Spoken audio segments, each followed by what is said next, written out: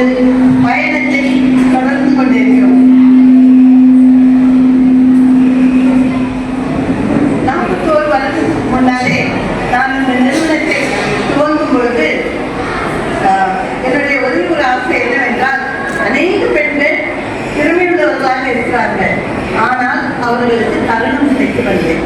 அதனால நிறைய பெண்கள் 8வது கிளாஸ்ல 9வது கிளாஸ்ல நிறுத்திடுறாங்க. படிக்கக்கூடியவங்களா இருந்தாலும், எவ்வளவுதான் திறமையுள்ளவர்களா இருந்தாலும் அவங்களுடைய படிப்பை என்ன பண்ணிடுறாங்க, பெற்றோர்கள் நிறுத்திடுறாங்க.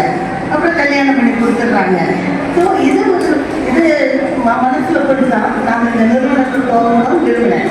அப்போ என்னுடைய ஸ்நேகிதர் ஒருத்தர் இருந்தாரு. அவர் அசிஸ்டன்ட் கலெக்டரா இருந்தார் அந்த சமயத்துல.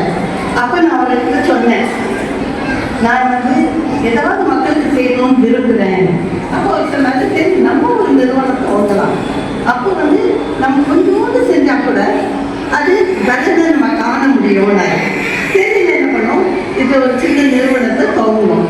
அப்போ நிறுவனத்துல ஒரு நிறுவனத்தை நம்ம ரெஜிஸ்டர் பண்ணணும்னா கேட்டேன். அப்படித்தான் என்னோட பணியில ஈடுபட்டவர்கள் நம்மளுடைய தங்கங்களை நம்ம கேட்கலாமா? இந்த மாதிரி அந்த காலத்துல ஒரு 7 பேர் என்னோட சேர்ந்து அந்த நிறுவனத்தை உருவாக்குனாங்க. அது என்ன பண்ணுவோம்னாக்க, சரி என்ன பண்றது, உருவாயிடுச்சு, என்ன பண்றதுன்னு சொல்லி பிளாக் டெவலப்மெண்ட் ஆஃபீஸ்க்கு போகணும். பிளாக் டெவலப்மெண்ட் 30 அட்ரஸ் கொடுத்தாங்க. அப்போ 30 கிராமத்துக்கும் ஏறி இறங்கணும். அப்போ 30 இடத்துலையுமே 30 குழுவுமே சொன்னாங்க, நாங்கள் ரெஜிஸ்டர் பண்ணப்போ நாங்கள் ஒன்றும் பண்ணுறதில்லை. அப்போ நான் கேட்டோம், சரி அப்படின்னா என்ன பண்ணலாம்னு சொல்லி கொடுக்குறோம், உங்களுக்கு விருப்பமா? அப்போ சிலர் ஒரு 5 குழுக்கள் சேர்ந்தாங்க. அந்த சமயத்தில் என்னுடைய PhD பண்ணிட்டு இருந்தேன்.